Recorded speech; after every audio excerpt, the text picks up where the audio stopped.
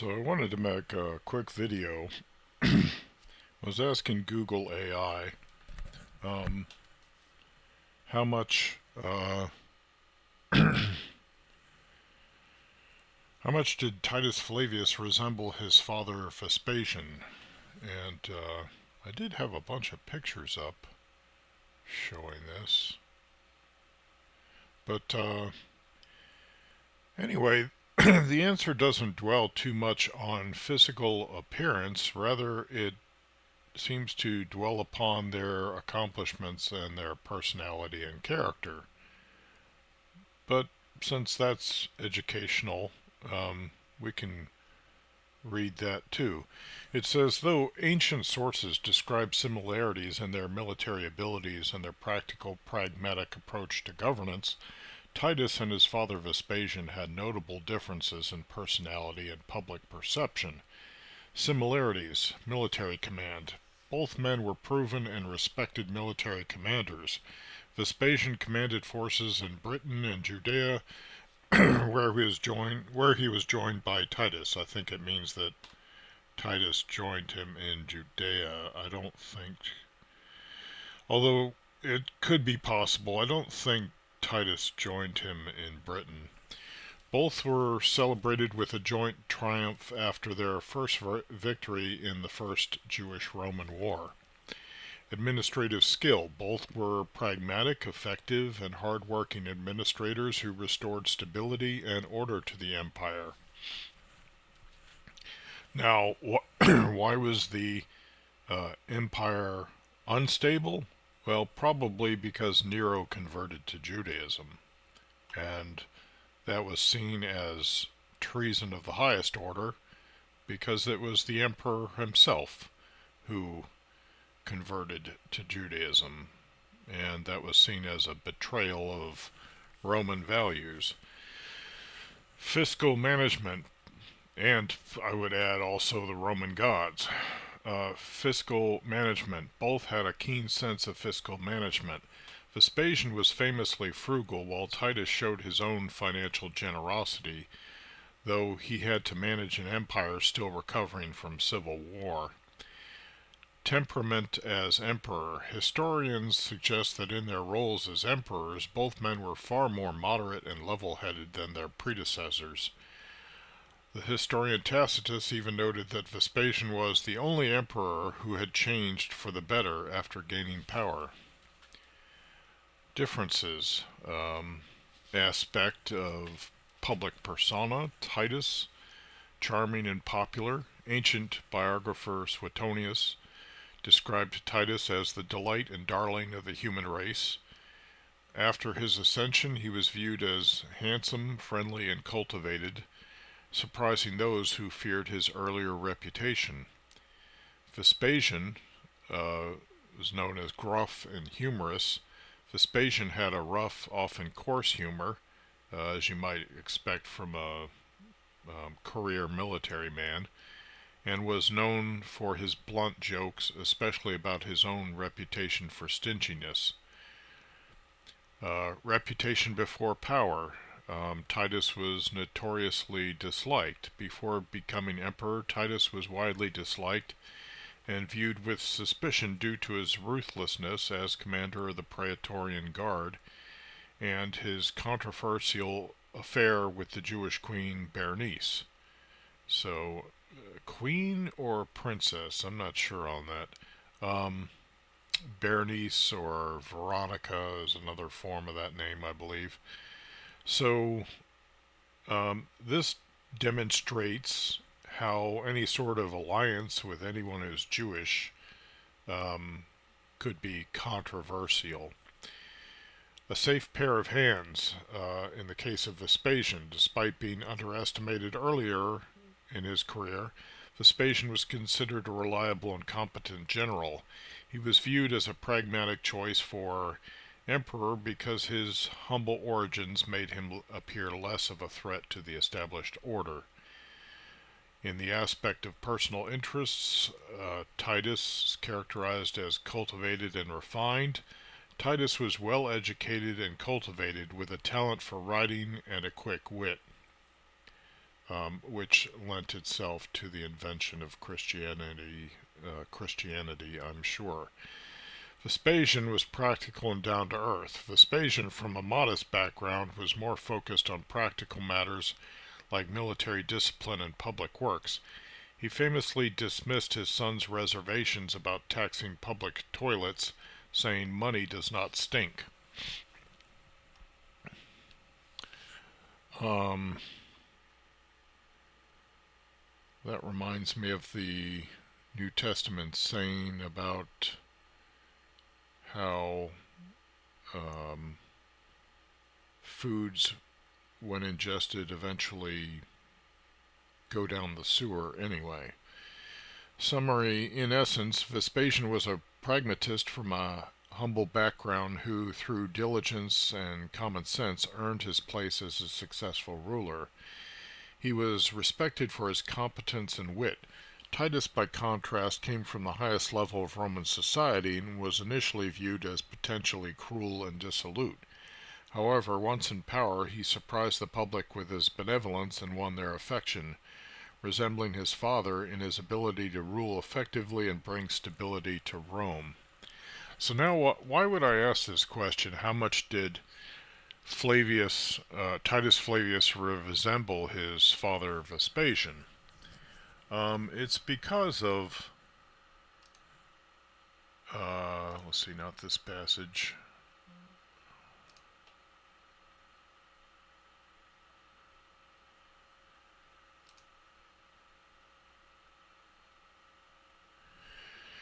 It's because of some things we read in the so-called Gospel or Good News of John, in chapter 14. Now, let's understand the history of Vespasian and Titus regarding the setting of the Gospels. Galilee, Samaria, Judea. Vespasian was supposedly ordered to carry out this war by Nero. However, strangely, Nero converts to Judaism either before or after this. And the Thunderbolt Legion, the Roman Legion, was defeated at the Beit Horon Pass. Their Aquila was captured by so-called Jewish resistance fighters, and probably melted down. I believe it may have been used to fashion a menorah for the temple. So, was Nero with that legion at the time? Or was his sending Vespasian a result of the defeat of that legion? Now, Vespasian ordered Titus, his son, to help him carry out this war against the Jews. Now, in time, I think it's before the siege of Jerusalem begins, the Roman soldiers want Vespasian, supposedly in fulfillment of a prophecy in the Torah, which I think Robert Eisenman says is the star prophecy. A star shall arise out of Jacob. So, but the Roman soldiers under Vespasian's leadership supposedly draw their swords and compel him to fulfill his duty to become emperor. That's a nicely serving narrative for Vespasian. Anyway, he does ascend to Rome to ascend to the imperial throne. See, because from a Roman perspective, you ascend to Rome, I assume, whereas in the Jewish perspective, you ascend to Jerusalem.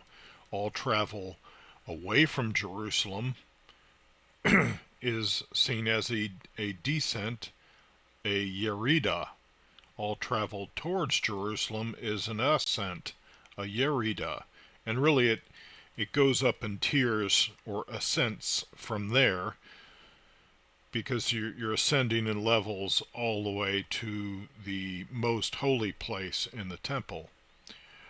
To leave the borders of biblical Israel is a descent, a yerida. Whereas if you are in the diaspora, the dispersion, the exile, the galut, you ascend when you go to the land of Israel. Now, I suspect that from a Roman perspective, going to Rome is seen as an ascent, and leaving or going away from Rome is seen as a descent. But I really haven't studied that matter. It's just a suspicion.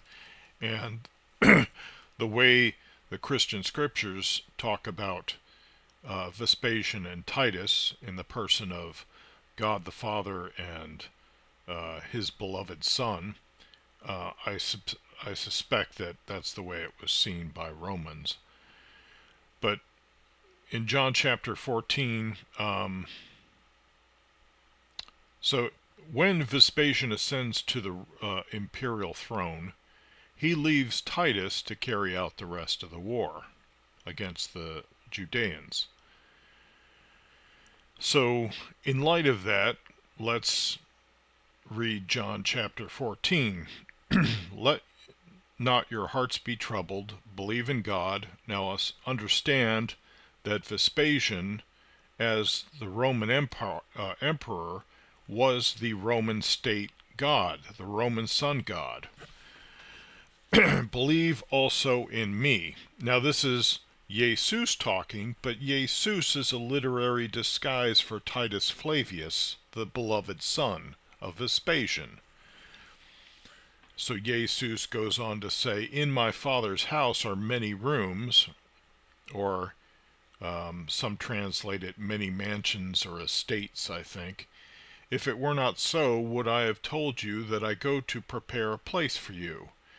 Now, if we're sticking to the context of Titus in Judea, then more than likely Jesus, when it says that he comforts his disciples in the heading there, which is, I don't think that's part of the actual manuscript, the Greek manuscript, when it says disciples, disciplined ones perfectly describes soldiers in Roman legions, some of the most disciplined people in the world at that time. So I think he may be speaking to his soldiers here, and he says, if it were not so, would I have told you that I go to prepare a place for you? And when I go and prepare a place for you, I will come again and will take you to myself, that where I am you may be also. And you know the way where I am going. The soldiers would know where he was going. He would be going to Rome, where his father was. He says, in my Father's house. He's saying that he's going to his father's house, which would be Vespasian in Rome. Thomas said to him, Lord, we do not know where you are going. How can we know the way? Now, I don't know if this is playing upon Thomas's image as the doubting Thomas, but for the reader who's not in on the inside story, then we may not know what he's really talking about, right? So you have to have this personality who says, we don't know what you're talking about. How can we know the way? Jesus said to him, I am the way and the truth and the life. No one comes to the Father, Vespasian, but by me. Then it goes into oneness with the Father. If you had known me, you would have known my Father also. And we just demonstrated that from, this write-up on the similarities between Vespasian and Titus. Now, as far as their faces, depending on who carved the bust, there definitely seem to be facial similarities between Vespasian and Titus, but I don't know if some of the busts are misidentified, but there does seem to be a high variability in the appearance of these busts between Vespasian and Titus, but some of the most realistic of the busts seem to resemble each other. Let me continue. So, if you had known me, you would have known my Father also, because if you were a soldier in Vespasian and Titus's military campaign in Galilee and down through Samaria, you would have been acquainted with Vespasian and Titus, at least as a subordinate. And Philip said to him, Lord, show us the Father, and we shall be satisfied. So at this time, Vespasian had probably already ascended to the throne, the imperial throne. So Vespasian the father was not there at the time. Then Jesus, Titus, said to him, Have I been with you so long, and yet you do not know me, Philip? He who has seen me has seen the Father. How can you say, Show us the Father? So here, that's like a statement from Titus saying, Look, I'm a chip off the old block, and Vespasian the father has left me in charge of this war against the Judeans. So how can you say, Show us the Father, when I am the representative of Vespasian the father? Do you not believe that I am in the Father, and the Father in me? The words that I say to you, I do not speak of my own authority, but the Father who dwells in me does his works. So that's an explicit description of how Vespasian left his orders to be executed by his son. Believe me that I am in the Father, and the Father in me, or else believe me for the sake of the works themselves.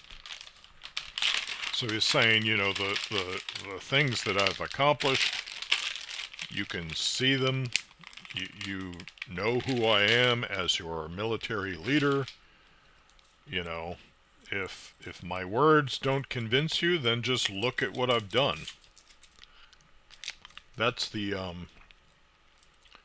fallback of any effective politician, is that they can say, look what I've done. Truly, truly, I say to you, he who believes in me will also do the works that I do. So the soldiers of the legions, if they believed in Titus, they're going to be doing the same, engaging in the same efforts that Titus was. And greater works than these will he do, because I go to the Father.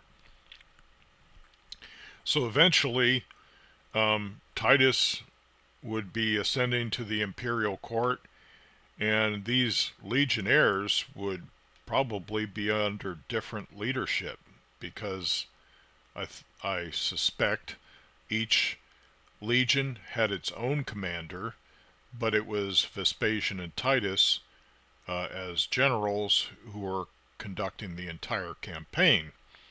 When Titus would ascend to the imperial court, he wouldn't be out there in the field leading any legions, but the legionnaires would have to go on with their service in the legions. Whatever you ask in my name, I will do it, that the Father may be glorified in the Son. If you ask anything in my name, I will do it.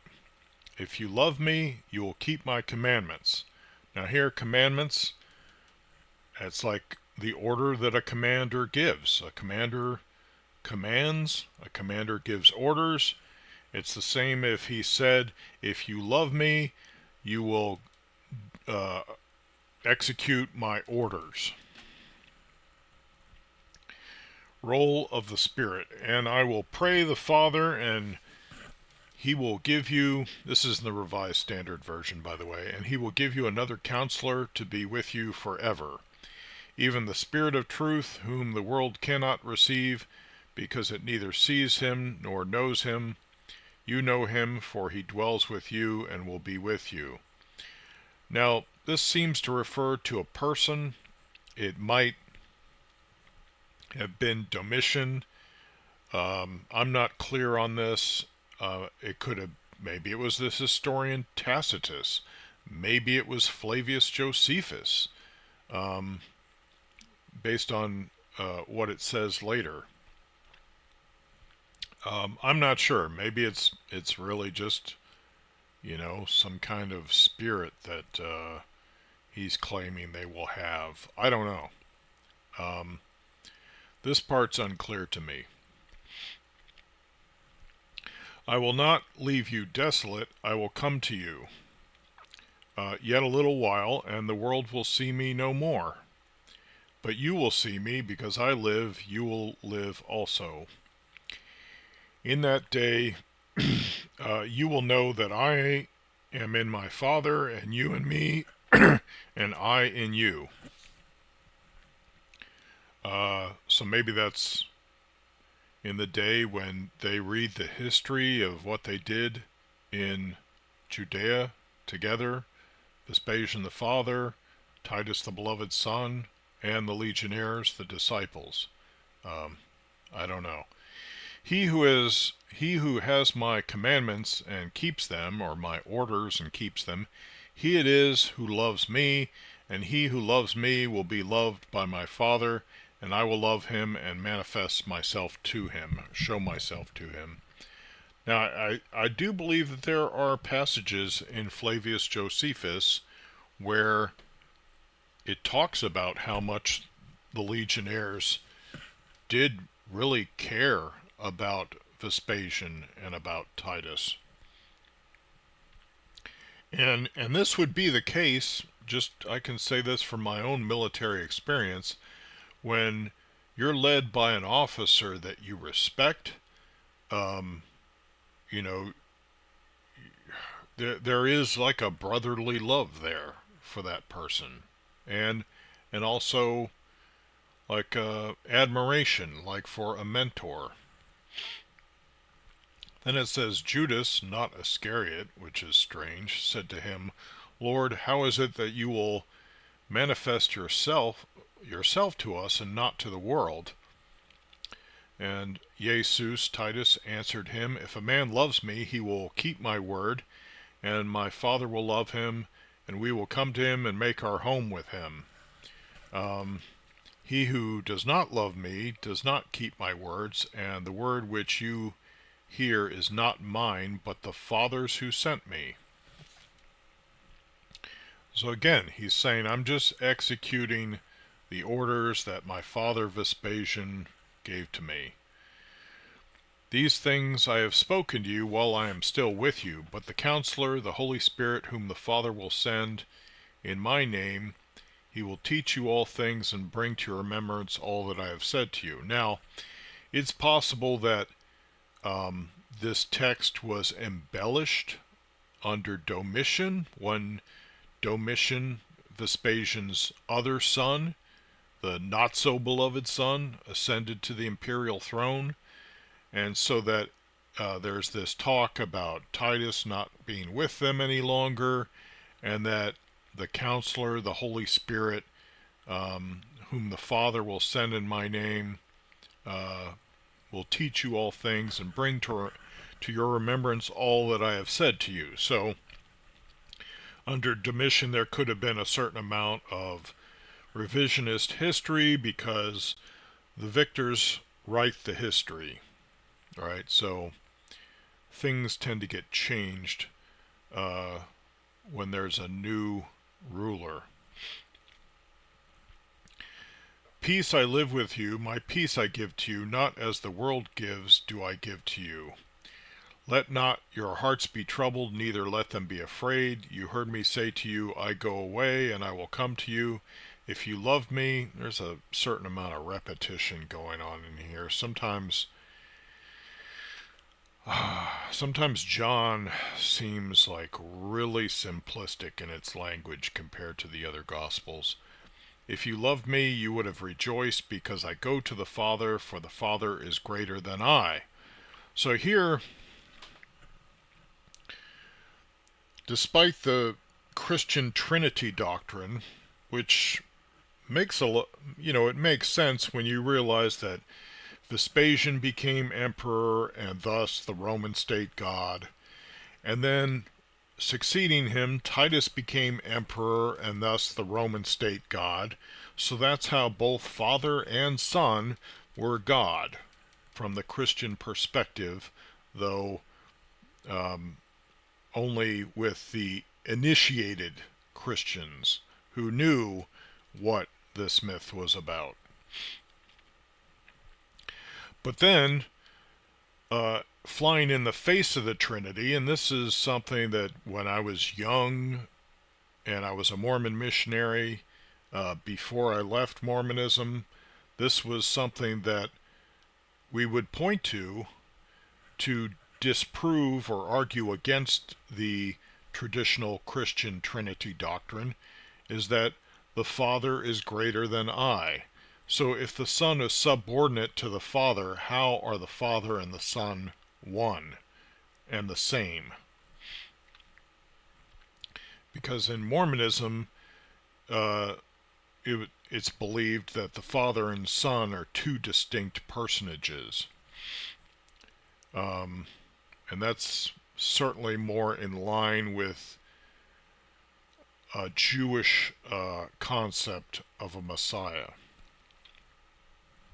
Although Mormonism still gets it wrong because it thinks that Jesus is really YHVH or YHWH, and that Elohim is God the Father, which is so wrong-headed because we can see from the Dead Sea Scrolls that the Tetragrammaton YHVH and YHWH are interchangeable with Elohim, because you get scribal mistakes apparently, where the mistake is that they interchanged one for the other, and it's not in agreement with the text we received. So either the text we received continued with a mistake, and the Dead Sea Scrolls are right in that particular case, in that small spot in a manuscript, because there are many such mistakes in the Dead Sea Scrolls, or the text we received is correct and the Dead Sea Scrolls are the mistake. But what's clear from all of these mistakes is that these two, the Tetragrammaton and Elohim, are interchangeable. And so that's where Mormonism gets that wrong. Just as they get the idea that the Ancient of Days is Adam wrong. Because the Ancient of Days,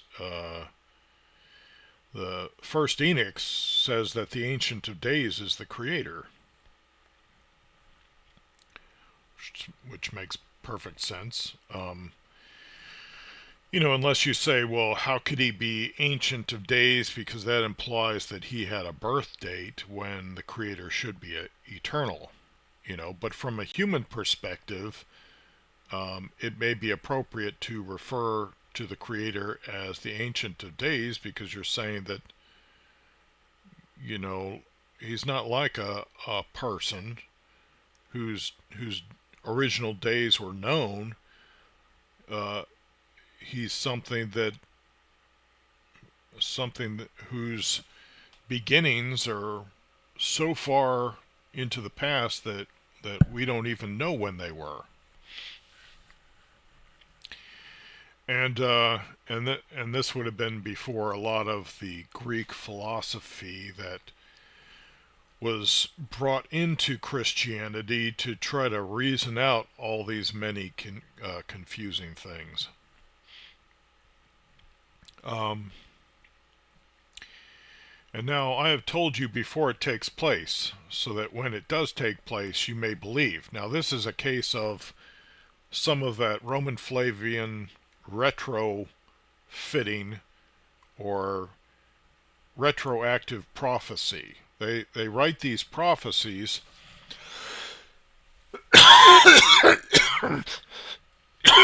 as if they're taking place back in the 30s of the first century and then being fulfilled in the 70s or the decades following in the first century. That's how they make their prophecies appear to be divine and true simply by writing a text that's backdated. I will no longer talk much with you, for the ruler of this world is coming. He has no power over me. So this is like this appears to be a reference to Satan and who Satan is supposed to be here as an individual person is unclear. Like, would this be a Roman saying that, oh, the Jews are coming to get me? That doesn't seem likely when you've already destroyed the temple. You already took like 100,000 or something Jews into slavery. You marched the Roman legions triumphantly into Rome so that the Arch of Titus commemorates that victory. That doesn't seem very likely that you would still be worrying about the Jewish boogeyman who's going to come and get you. But I do as the Father has commanded me, so that the world may know that I love the Father. Rise, let us go hence. And then it continues to chapter 15. So I'll stop here, and we can continue this in another part.